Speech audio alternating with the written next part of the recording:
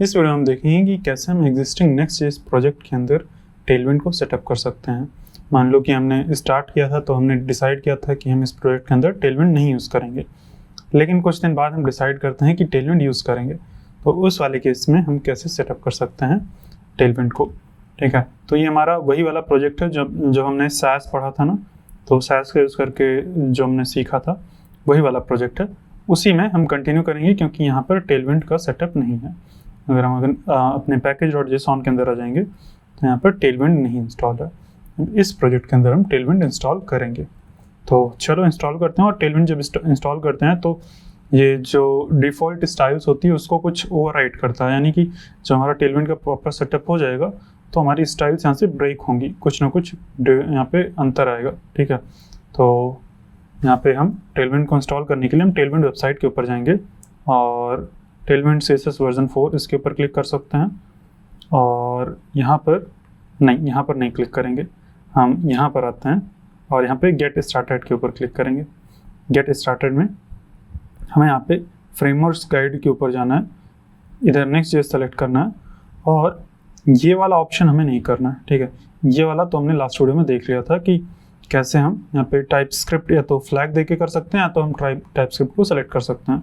तो ये वो वाला तरीका है। हमें स्टेप 2 से स्टार्ट करना है कि अगर हमारे सिस्टम में ऑलरेडी जो नेक्स्ट.जेएस है वो पूरा रनिंग है और टेलविंड का सेटअप वहाँ पे नहीं है, तो हम क्या करेंगे, इतनी चीज़ें हम इंस्टॉल करेंगे। npm इंस्टॉल टेलविंड CSS/post.css और post.css, ये इतनी चीज़ें हम इंस्टॉल करेंगे।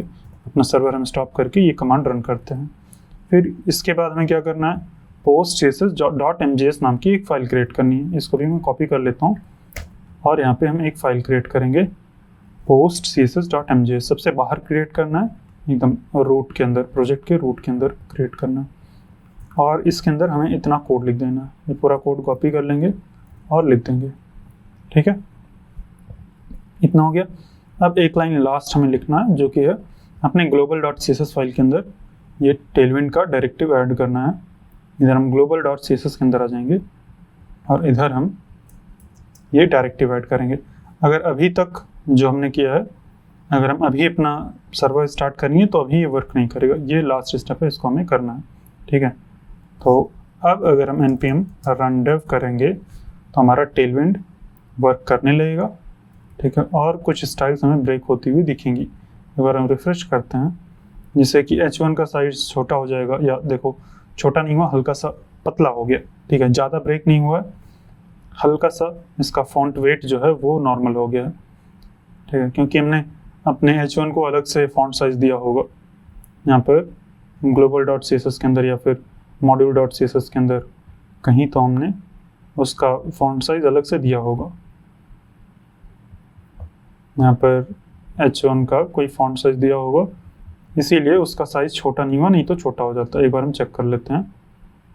ये होम मॉड्यूल टाइटल, इसका फॉन्ट साइज ये मीडिया क्वेरी का यूज़ करके हमने दिया है। इधर फॉन्ट साइज है app.globals.css, ये है h1। ये एक हमने यहाँ पे वो डिसेबल कर दिया था शायद, CSS का सोर्स मैप, इसको ऑन कर देते हैं ताकि हमें एग्जैक्ट फाइल का नेम पता चल सके। अभी हम यहाँ पे देखेंगे तो global.css के अंदर ये है। ठीक है, अगर हम global.css के अंदर आके देखेंगे तो यहाँ पर h2 को फॉन्ट वेट दिया गया होगा global.css के अंदर ही।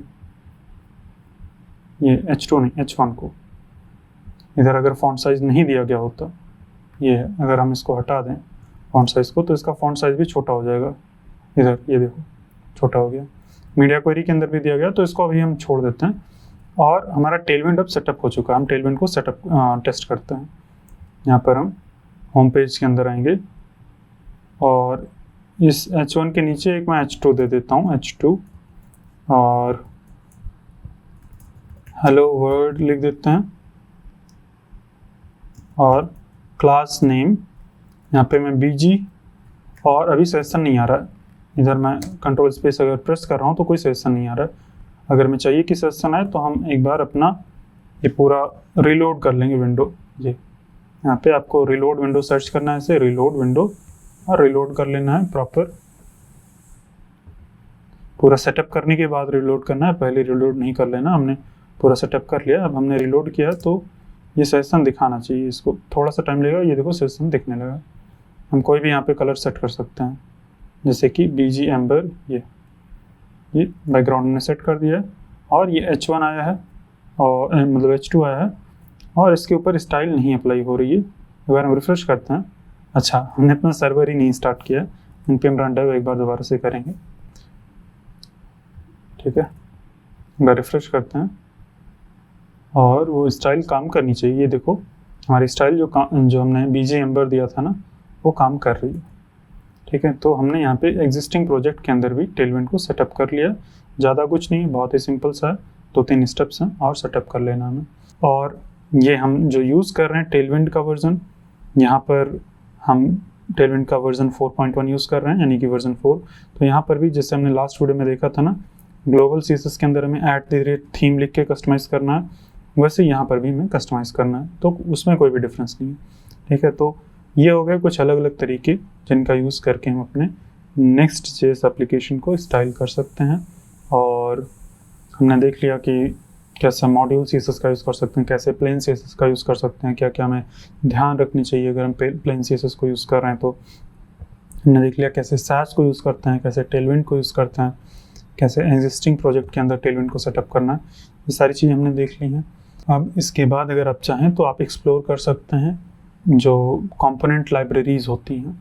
आप चाहें तो ShadCN, मटेरियल UI या चक्रा UI, अलग अलग तरह की कंपोनेंट लाइब्रेरीज होती हैं, उसको एक्सप्लोर करके आप कंपोनेंट को, बने बनाए कंपोनेंट को अपने Next.js प्रोजेक्ट के अंदर इंटीग्रेट कर सकते हैं।